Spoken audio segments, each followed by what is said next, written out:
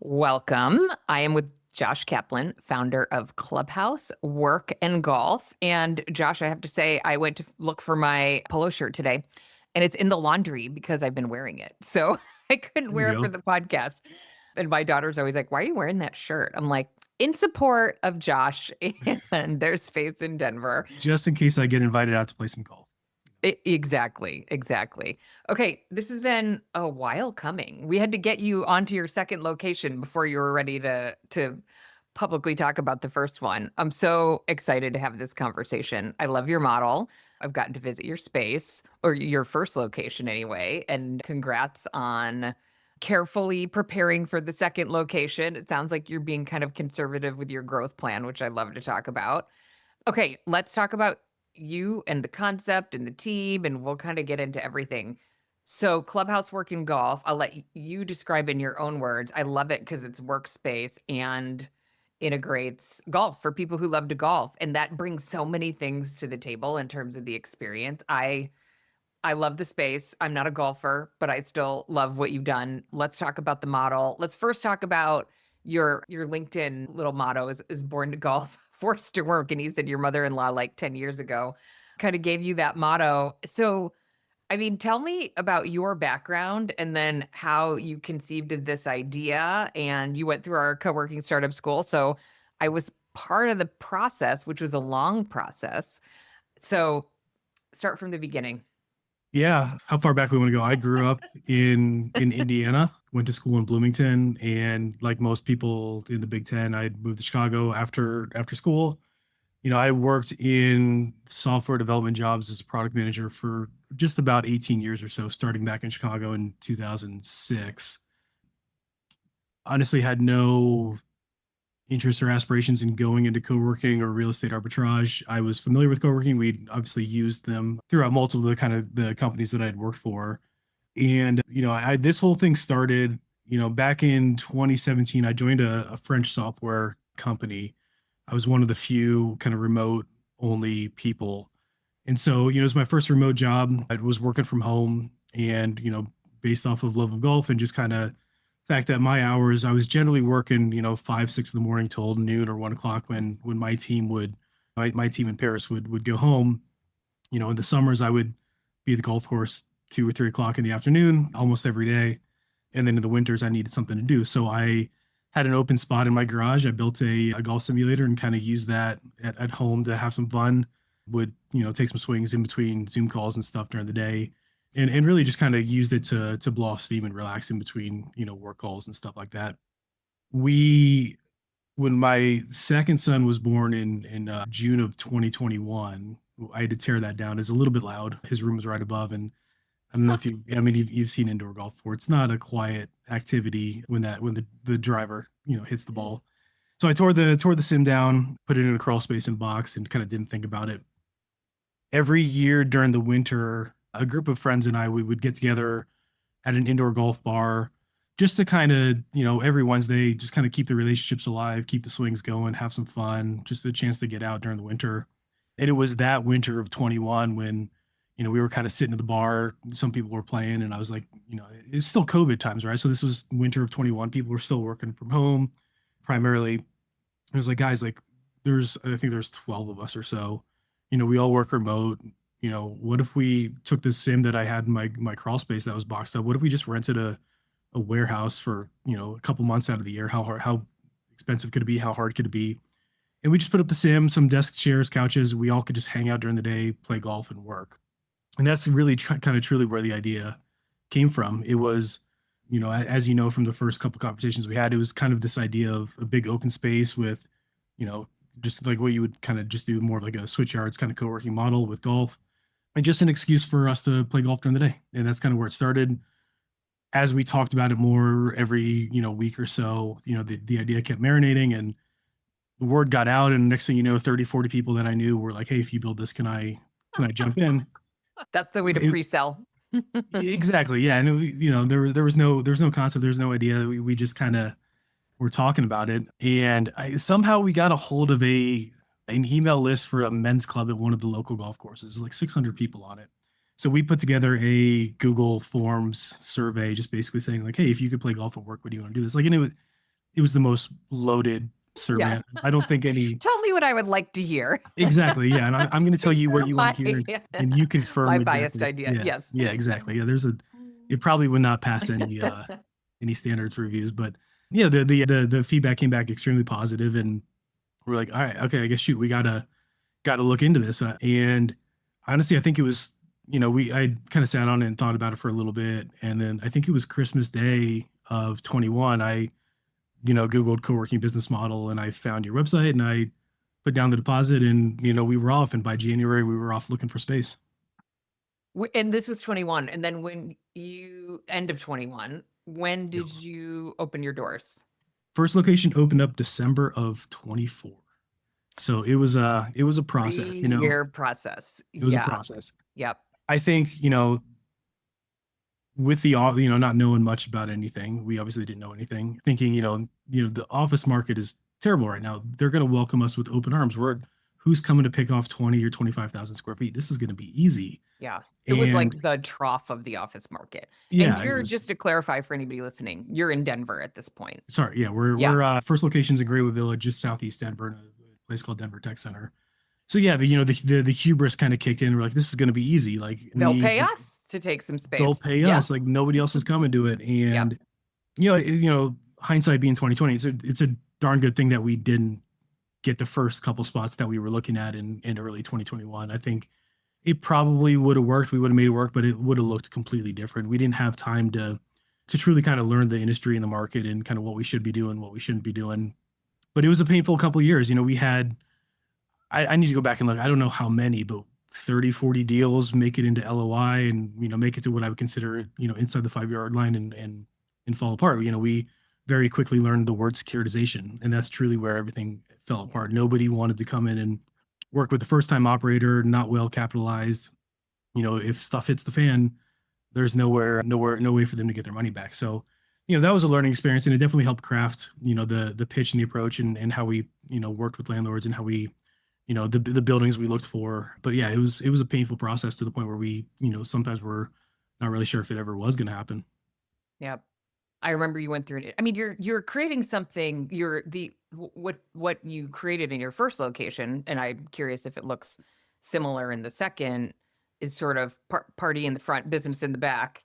Yes. The reverse mullet of coworking. Yeah. But you have a lot of nuances to the model to figure out. Like you're doing workspace and, adding on something that really has never been done before. Yeah. And you had this insight that like people want to do this. And I mean, I was in the space in the summer.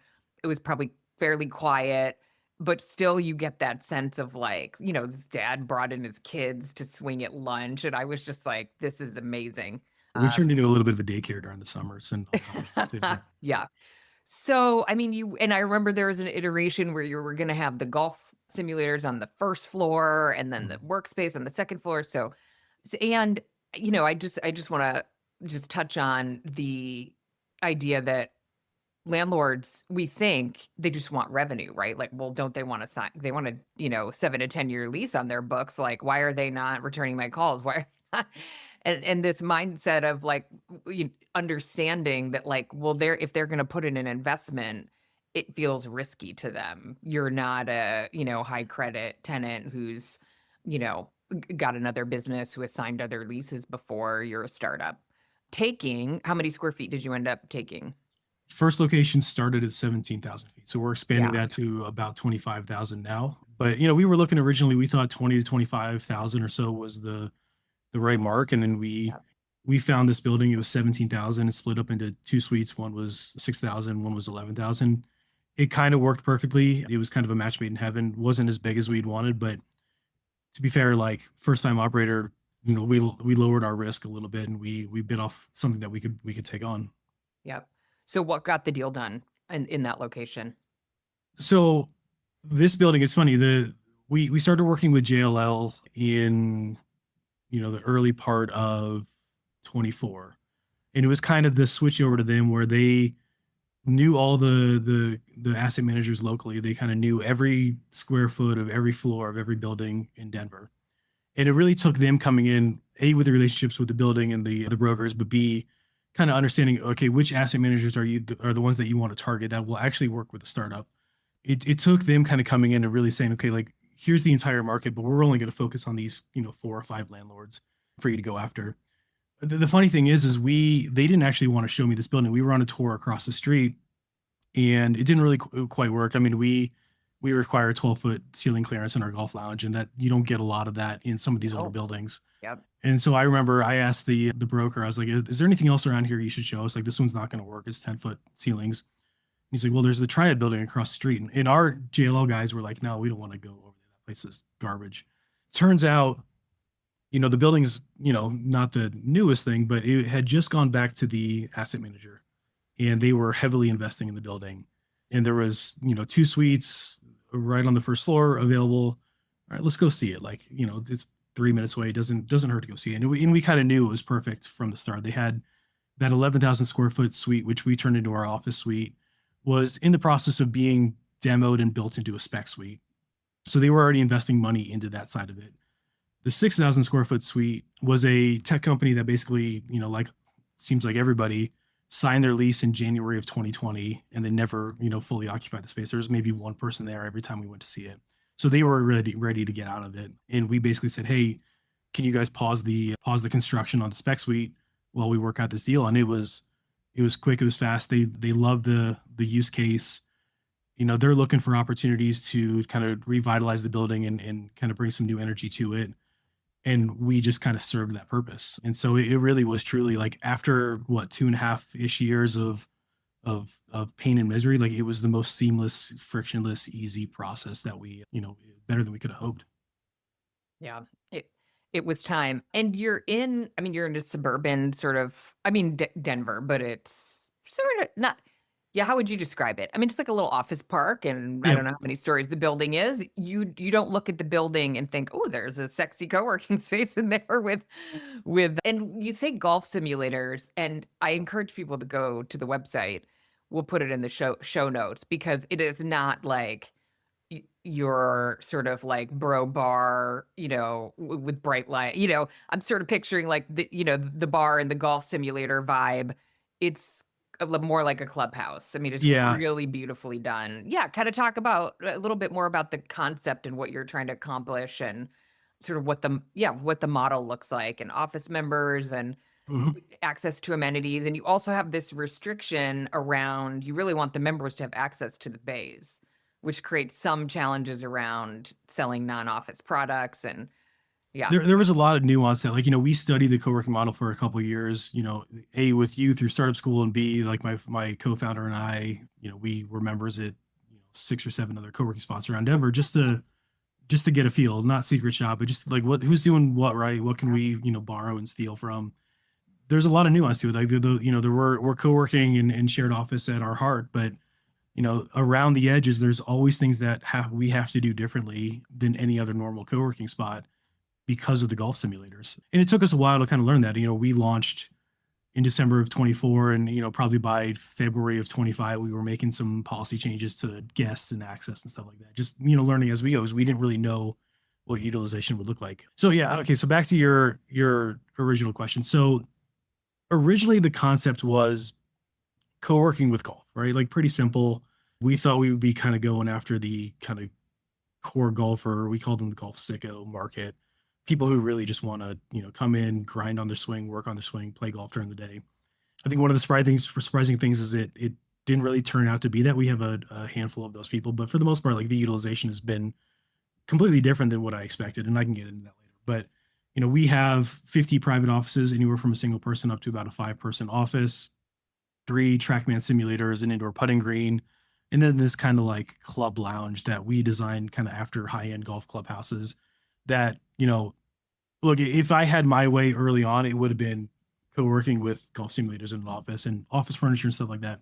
My wife got involved pretty early on, where she's like, no, if you're going to do this, you're going to do it right. Like, you need to make this thing look like a golf clubhouse, and it can't just be co-working with simulators tacked on as an amenity. And so, I'm thankful that she came in and talked some sense into me and stopped that process. But, for the most part, we're a traditional co-working business. We make our money selling primarily private office memberships. We have what we call our social membership, which is your generic co-working. You don't have an office, you just have the open space access. We don't sell many of those, and we purposely capped those memberships at how many we would sell. I think we had a lot of fears going into this, but one of our fears was the people paying for the social membership would come in and clog up the simulators, and the members paying a lot of money for their offices would get frustrated that they could never play golf, and that they would not renew. It ended up being completely unfounded, and we've come to really value the social members as bringing kind of life and energy and excitement to the space. But there's some differences now, kind of how people use it and how we sell it than what we originally kind of thought and planned for. And then there is meeting space. There's a beautiful bar. Can you talk? So and the offices are pretty straightforward. Again, beautifully designed, a lot of glass. You could see golf bags in lots of the Every offices when office, you yeah. walk around. Yeah. So I am curious. I mean, your membership does love golf. Do you have non-golfers in the space? We do, and that was one of the real surprising things was, some of the early members, most of the early members were the golfers, but we had some that joined a couple months in that, we started running analytics and we're like, hey, you have never once touched a golf simulator. Like, we're not a cheap space. We're a premium offering. Yeah. Why are you here? Why are you paying for this? Like, if you're not using it? And it came back to, the hospitality that our team offers and the design of the space. It's a space that they feel represents their company, their brand, that they're proud to bring clients and prospects into. Yeah. Yeah, I love that. I mean, I think it's one of those spaces which is so valuable with this business model. When you walk in, this is it for me or not. Yeah. It's not a generic space if you love the aesthetic and the design. So how much impact does the party in the front also has meeting space, event space? Yeah. Is that a significant portion of revenue on top of the office space? Combined between meeting and events, and it ebbs and it flows. Obviously, we're in July right now, and so Yeah. it's pretty sparse. But I think it's generally it ebbs and flows between 10 to 15% of revenue. We've started pushing more on the event space now that we've got our feet under us and we're comfortable with day-to-day operations. Like, we needed to crawl before we walked, and we're kind of in that walk around phase right now. Yeah. Tell me about the new location. What's similar? What's different? I mean, it's a big jump to go from 1 to 2 because you get to apply all your learnings. Yeah. Well, so I think first of all, it took us 2.5 years to get this first location from the day that we started looking to the day that we signed the lease here. Yep. Within 30 to 45 days of this one being open, we had people coming after us, asking us to come to the building. So it was a really nice shift from, being the hunter to being the hunted. Yeah. And it allowed us to, A, wait till we thought we were ready, and B, go to find the best deal and the right deal for us in the right space. So our new location is just outside of a neighborhood in Denver called Cherry Creek. It's kind of our, high end restaurant, retail, condo neighborhood here in Denver. I think at its core, everything's going to be the same. We're just kind of doing everything a little bit better. First one, you value engineer, and I think we did a good job of value engineering of this space to have it look the way it does and feel the way it does. But now that we're a little bit more confident, we're putting more money in, things are just going to be nicer, a little bit, everything's going to be at 1 or 2 notches above. I think some of the other differences are, we've learned from kind of our product mix here, how we're kind of building out space, some more bigger team offices. We're opening up more space for those kind of social co-working members. The difference in demographics between Cherry Creek and here in Greenwood Village is not negligible. There's a younger core demographic. Up there is more apartments, townhomes, condos, small bungalow houses. Down here, they're much larger houses, more family oriented. So we'll put a little bit more emphasis on those social memberships up there and give them. We didn't really design a ton of open workspace stuff here. We kind of thought like, all right, you've got the couches, you've got the bars, you got some tables, you guys can work from there. It took probably 9 months or so before we took out some of the lounge stuff and put in some desks out there for people to actually work in. So we'll design more around that. It's a bigger space. We're 25,000 square feet. I think one of the other kind of main differences is, we try to do 2 different suites. So we do a kind of a workspace suite and then the golf lounge, hospitality lounge side. You call it party, we call it, fun and focus. I think it's probably more apt. But the workspace side, that suite will be up on the penthouse floor of the 13th floor office building. So it's got honestly some of the best views in Denver, full views of the mountains of the Front Range, anywhere from down from Pikes Peak all the way up to the Flatirons in Boulder. unbelievable views. And no surprise, like those west facing offices are the ones that sell the first, right? Like it's the building is going to be completely lopsided when we open. People just want those views. And then our golf lounge will be down in the lobby. It's kind of a two office tower complex with a shared lobby atrium between the two of them.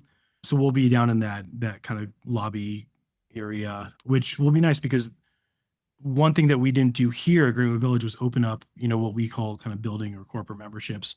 We didn't want other people from the building coming to access the golf lounge and the simulators. Again, just being fearful of access for members. Now that we've kind of gotten past that, this opens up a whole new revenue line for us, allowing other tenants in the two towers to come use our space for meetings, golf, hospitality, and whatnot. And actually, the deal hinged on that. We won this deal over another co-working brand, another local brand that was going after it, and we won it because of the golf lounge, the hospitality, and what it would offer to their building tenants and any new prospects. Super interesting. Is the golf lounge bigger in the second location? Okay.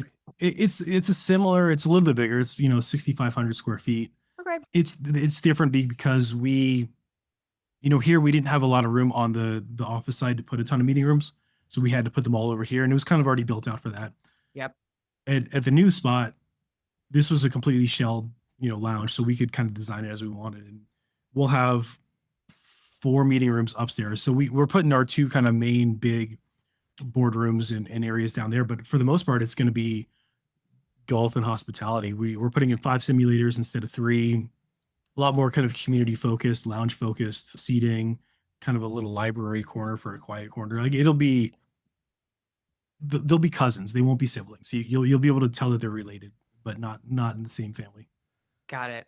And how will the access for the other folks in the building, is that like on a transactional basis, or can they get memberships? We'll do both. So we'll do hourly rentals. So of the 5 bays, we'll allow them to book 2 of them. So all members will get access to all 5, and then the building tenants will be able to access 2 of them. So we'll still kind of maintain, some exclusivity for members and some additional booking options, but we'll allow them to book it hourly, and then we'll sell corporate memberships where you can get kind of punch passes of hours and credits.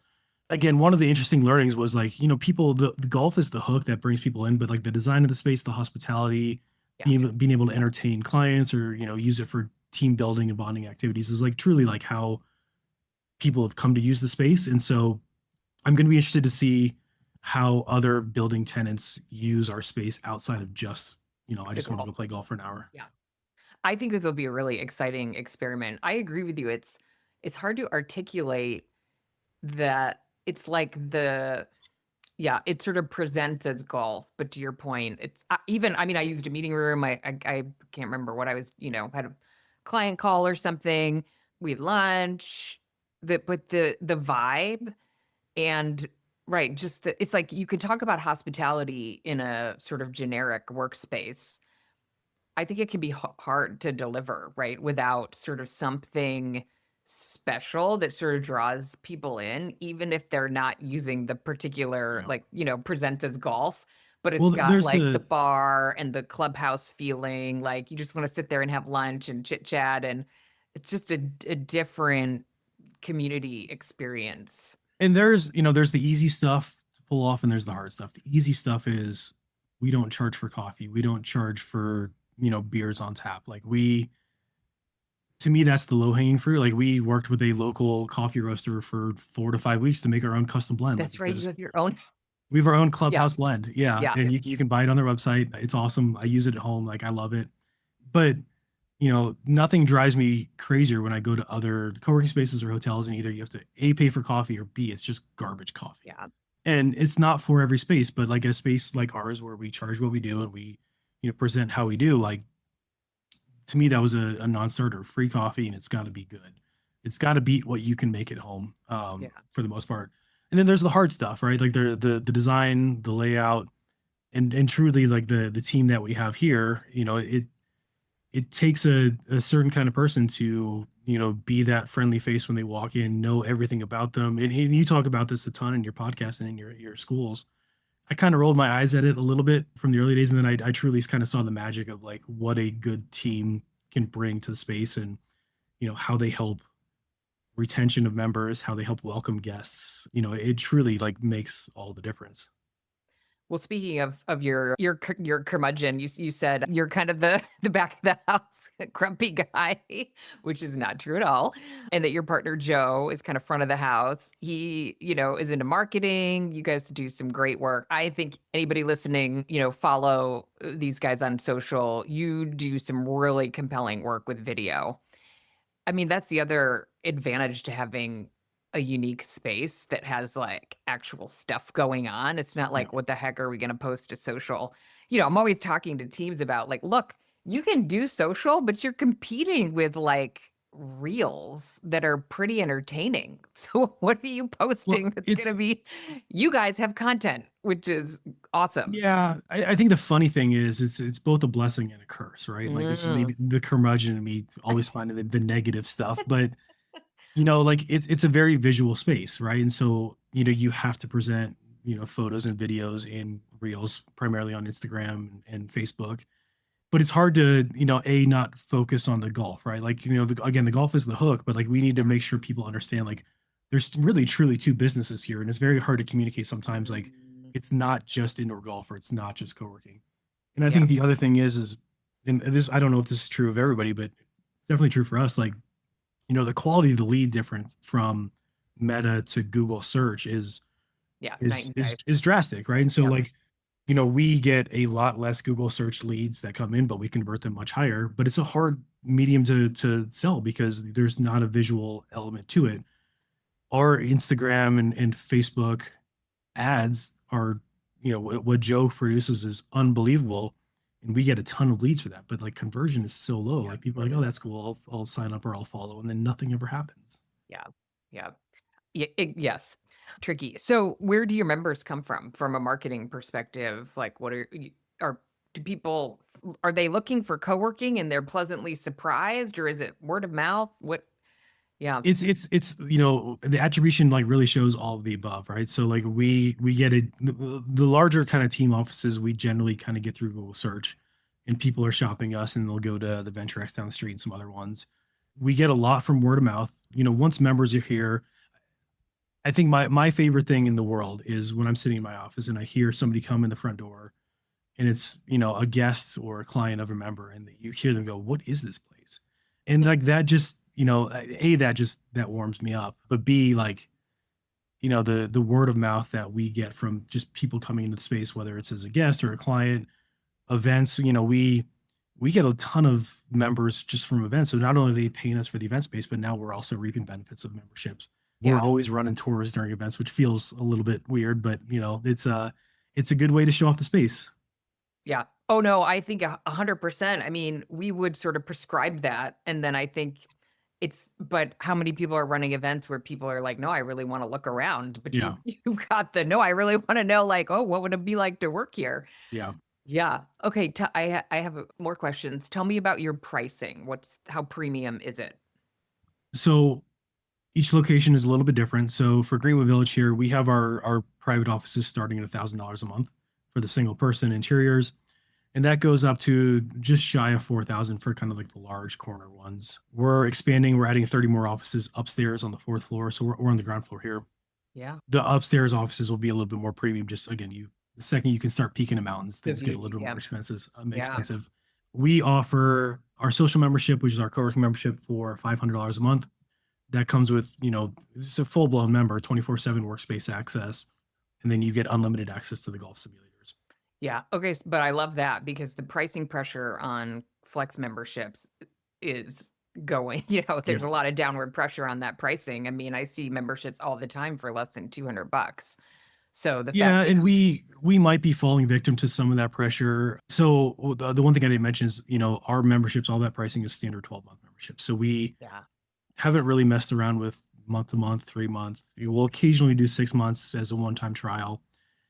The original fear was, in a place like Denver where it's cold, November to March, and you can still play outside during most of the year, but for the most part, it's not golf season.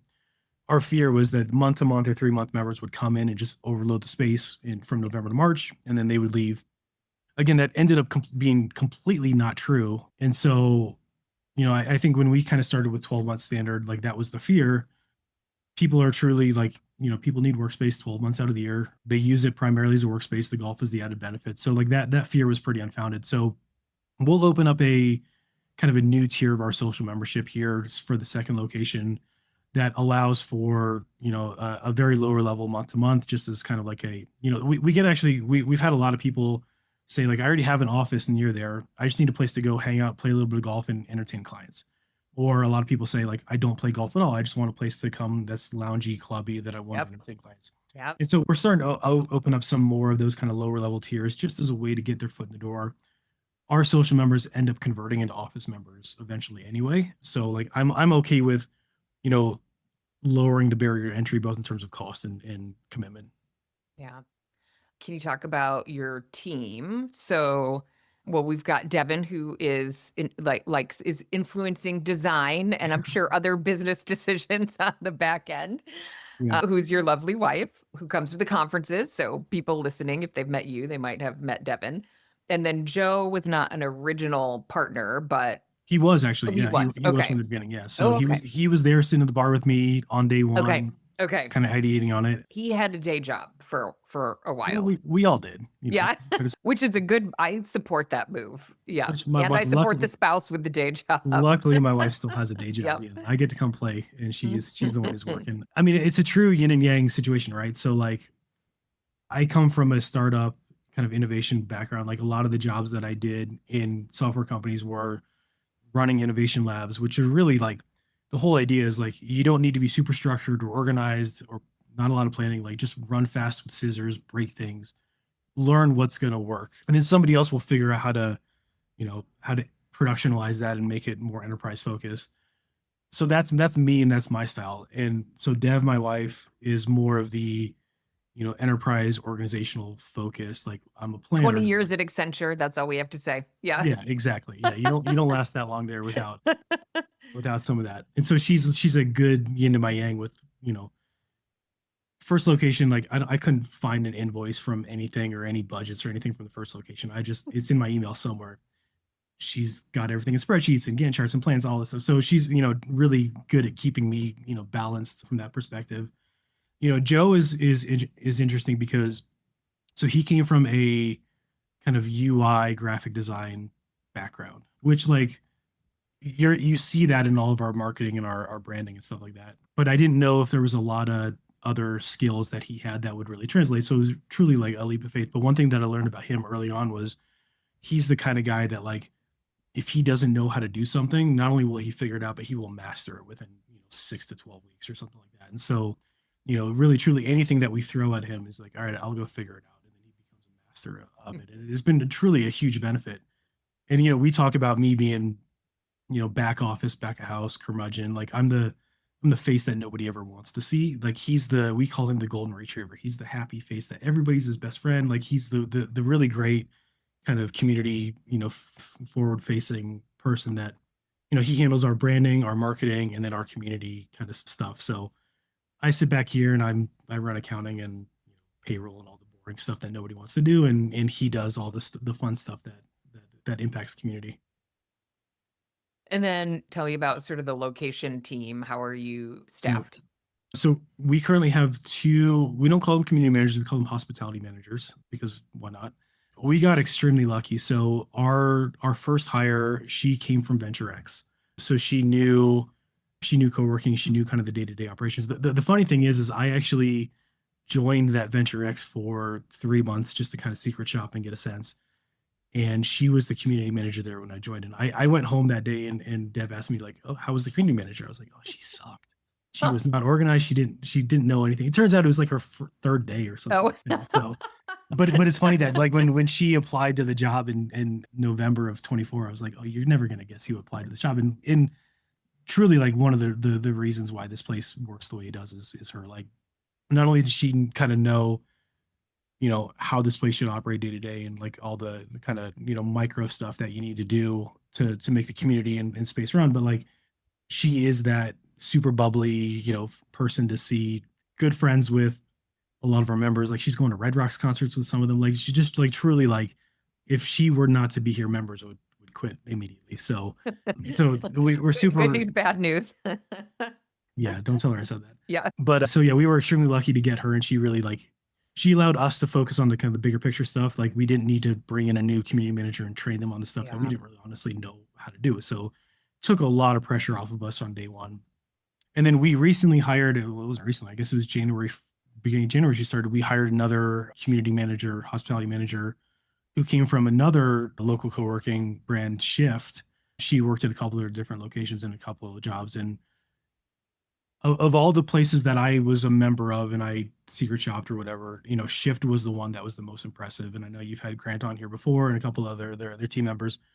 Truly impressive. Like we're very, very big fans of them. And so like the second we saw her resume come across and that she'd worked at Shift for a couple years, like don't even interview Call her. her. Just Yeah. hire her. Don't even interview her.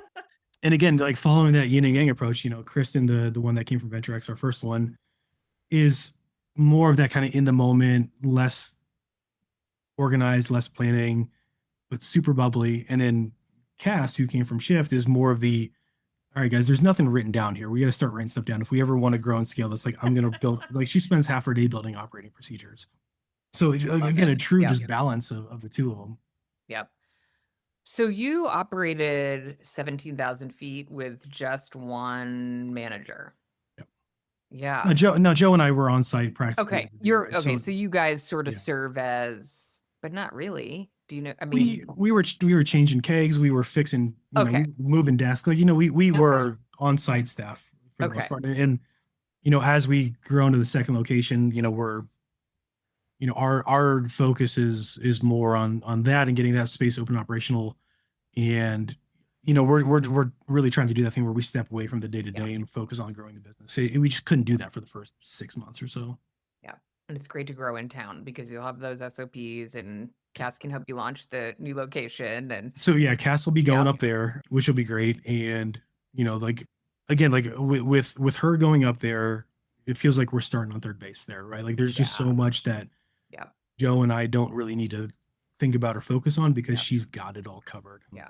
So it's like we've been extremely lucky so far with the people that we brought on the team. Well, I just want to say for anybody who's cringing, like, oh, you borrowed, existing community managers from other spaces. What I think about when I hear that is it creates mobility for that role. And it creates professional, whatever you want to call the title, hospitality managers, community managers, like that's a role now. And it didn't used to be. And it used to be maybe you could do it for a couple of years and then you had to move on. I love that they're, yes, one space might, lose somebody to a new space who's doing something different, but it creates that, mobility and sort of a career path for people who otherwise might have to leave the industry. So it's great for owners, and I think it's great for the team members. Yeah, but it's tricky, right? So like if we didn't have aspirations to grow our number of locations, right? Like there's probably a ceiling, right? Like you don't really need that big of a team to operate 1, 2, 3 locations. But our goal is, to hire them as community coordinators or hospitality coordinators, hospitality managers, and then grow them. Cass will probably, and Kristen too, will grow into more general manager or more like, higher level kind of corporate type jobs while we backfill the hospitality side of it. Because otherwise there's a ceiling. There's just not really anywhere for them to go in a small organization. So like it's our job to, grow the business for ourselves, but also to help grow the team. Yeah. Yeah. And to give them room to promotions, some upward mobility. And we're constantly layering on new things, right? Like their job is not to, check people into meeting rooms and fill the snack drawer. It's to, we're bringing in more operational stuff for them, more hiring and planning and HR stuff. Like we are constantly trying to take stuff off of our plates and put it on them, and not because we don't want to do it, although I don't want to do some of that stuff. It's just to help grow them so that when we're ready to open up a third, fourth, fifth location, whatever it is, we have somebody in place that can take on a new role and grow their role and grow their career without us having to go out and find that person. Yeah. Who manages the sales funnel, like lead management? The hospitality managers do that now. I was involved in that pretty much from the beginning, and then I've handed that off as I realized they're better at it than me and they've got more time to devote to that. When we announced the new location, we announced it publicly on March 2nd. I handled a lot of that. I think it was important that our leads kind of heard from the founder. Like we still maintain that kind of small local feel.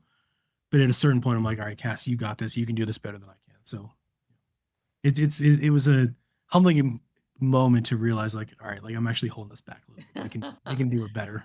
But that's exciting. I mean, that you're developing a strong team that can support your growth. Okay, I have to swing back. Your first Pun location intended. is a lease? They're both leases, yeah. They're both straight Yeah. leases. Yeah. Okay. Yep. Heavy support on the build out? First one, moderate support. Second one, heavy support. Yeah. Okay. It's like, and it's only been 2, so it's not quite a trend, but Yep. it's starting to seem like as we are open longer and more people are aware of us and see us, A, the deals are coming to us and getting a little bit easier, and then B, the TI support is getting bigger and better. Yeah. And which is helpful because you're office heavy and golf simulators are not free to build. They are not free to build. They are $60,000 to $70,000 each one. Yep. We're putting 5 of them. Yeah. And like I think that, we got lucky with the second location. It's we wouldn't have done it as early as we did if it wasn't the perfect spot for us. And it's a great location, great building.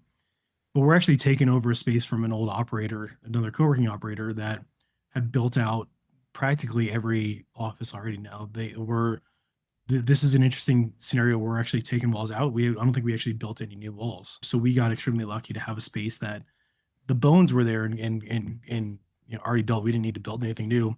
Now we're ripping out all the drywall and putting in glass and fit and finish type stuff. So like that costs a lot of money, but we have not needed to put up any new framing studs, whatever. Wow. Okay. That's great.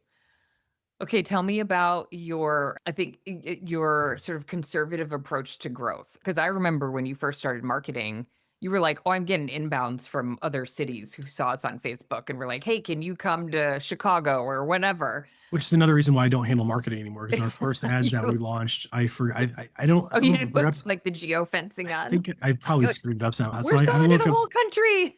I woke up the next morning to leads from Chicago, DC, New York, Pittsburgh. Like, well, yeah, it was. I mean, probably not the worst thing in the world to know that, but we've got aspirations to grow. Obviously, I think, we recognize the risk of growing too fast. We're still building operating procedures. We're still learning. We've learned a lot from this first location, but the second location launches in a new sub-market, new building, new customer type. Like we're going to learn a lot from that too. And so, I think like, we'll start slow. And then at a certain point, we'll probably hit a tipping point where like, okay, we have the team, we have the playbook, we know kind of what we're looking for, what we're trying to do. And it becomes a lot easier to launch 2 or 3 in a year. There's the elephant in the room of capital too, to go build those new ones. And so, we need to, I think, prove that we can do 2 or 3 of them probably here locally first before we truly take the governor off and hit the gas. Are you fundraising? We've been fundraising since fall of last year. Yeah. For a specific location, or how are you structuring that? Like, we're raising. Well, we had the new location that we needed to fundraise for. Being so new, going through a traditional commercial debt was just not really an option for us. We actually did find a great and willing partner that we're working with now. But so we're raising investment at the parent company level. I think it's important that they buy into the whole portfolio instead of it's not enticing if they're looking at it as a location specific investment or an SPV of a series of a couple, and it just makes it a little bit more enticing for them to come in and say like you're buying in at 2 locations. The valuation will be significantly different once we get to 5 or 10 or if we get there. Whatever it is. So. Yeah. No, I think I like to sort of get some perspective on how people are looking at this because running this model, with commercial debt that's at 10% is just difficult. So, well, I think it makes sense eventually, right? So we probably need, some capital right now through private investment to get us to 3 or 4 locations. But at a certain point, A, will be mature enough to get commercial debt, and B, will be cash flowing enough to, between commercial debt and cash flow, we'll be able to launch a couple locations a year. So it really kind of depends on the velocity of how many locations we want to launch each year, is if we need to go out and raise more privately or not. My projection is if we wanted to, we can raise money now. We probably wouldn't need to raise again until we needed, if we got to the point where like, okay, let's go launch 10 or 20 of them in the next 5 to 10 years. Like at that point, we'll need a big influx Yeah. of capital, but like we'll be able to get by to kind of launch and grow slow to moderate pace just with cash flow and commercial debt. Love it. Okay. We're at the end of our time slot here. I could ask you many, many more questions, but it's been great to catch up and hear, kind of the full story a couple of years in. Wait, 2024? Wait, end of We're at 18 months right now. Yeah. Yeah. Oh, that's the other thing I wanted to mention. Your ramp was faster than expected. Yeah, we sold out of private offices in just under 13 months, which we had 50 offices to sell. So like Yep. it's not a lot, but it's not a little bit. I was overly conservative with our pro forma, as you saw a couple times. I'd rather plan for the worst and make sure we can survive. So, we projected, that normal 18 to 24 months, but we were 100% sold out in January of this year.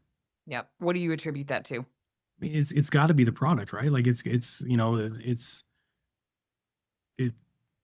I think people were hungry and looking for something different. Around here, there's a lot of mid-tier co-working. There's Regis's and stuff like that, but like Yep. there's not a lot of high-end, high hospitality type spaces. So like even take the golf out, I think we would have done pretty well. Yep.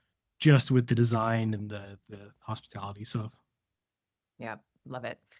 Okay, well, thank you for taking the time to do this. And Are you going to be here in September? Is GWA juicy? oh, yes. Are you Right. on the tour list? Can we get you on the tour list? Sure. Nobody talked to me about it. I'm happy to. Sure. Okay. Since I just publicly asked you, yes, I'll come Put me see on the the new spot there, Jim. Yeah. location. Put me on the spot a little bit. Yeah. No. Yeah. I totally put you on the spot. Yeah. Yeah. Okay, well, I'll have the GWA folks reach out. I just know they line up tours, and I was like, oh, you should be on the tour list. No, Yeah. we will probably be that location will probably be opening last week of August, first week of September. So it'll be green for sure. But like, come on Yeah. up. Let's go. Well, the conference is like last weekend in August. Oh, I thought it was first week of August. Okay, well, yeah, we'll be It's fine. running right into Labor Day. Okay, yeah, we'll be fine. Yeah, So you'll be close. Okay, but I can get a tour and come over. Yeah, I feel like the summer is looming and I need to start thinking, fall. I have not booked my flights or any of that yet, so I need to get on that. But yeah. And then one last question before we go. You said you're not a golfer, but I have video evidence proving otherwise. No, you have video evidence of me not being a golfer. Anybody who swings a club and hits the ball, even if it's on the third or fourth try. Eventually. Yeah. Can we splice that video into if this is this going on YouTube? Can we put that video up, or is that too embarrassing for you? It's so embarrassing. Wait, what's your favorite course in Chicago? Chicago. Yeah. I've lived in Chicago since 2014. When you were there, what was your go-to? I have regrets, right? So like when I was in Chicago, I wasn't making a ton of money, didn't get to play a lot of golf. Chicago and Wisconsin and Michigan's got some of the best golf in the country, and I never really got to experience a lot of that. I was driving to Hammond, Indiana to play, driving an hour and a half out of Chicago to play $60 mediocre golf. So I really didn't get a good chance to take advantage of what's out there. I know, but you know what I love about Chicago as a not golfer is the public courses. Yeah. You could go play 9 holes like on the lakefront. I mean, I don't know if that exists anywhere else. So yeah, I was in like a ladies league after business school, and we'd go play 9 holes on Saturday mornings. And then you are a golfer. Yeah. Yes, I was extremely rusty when you took that incriminating footage of me, but I was a golfer. Although I don't know if I've ever golfed 18 holes. I don't have the attention span for that. So it doesn't mean you're not a golfer. Okay. We're here for everybody. And like we didn't talk about this, but like one of the great things about what we do in indoor golf simulators is it's approachable to people that are like you, that like wouldn't want to go out and play 9 or 18 holes. You're scared of losing balls, playing slow, like, and so like you can't lose a ball in a simulator. Like we get a lot of people who are like, I want to learn how to play. Like I need to learn how to play for my business environment. And like, this is a great way to do it. We've got PGA and LPGA coaches that are here giving instructions and lessons all the time. And like, it's just a very easy and approachable way for somebody to get into the game.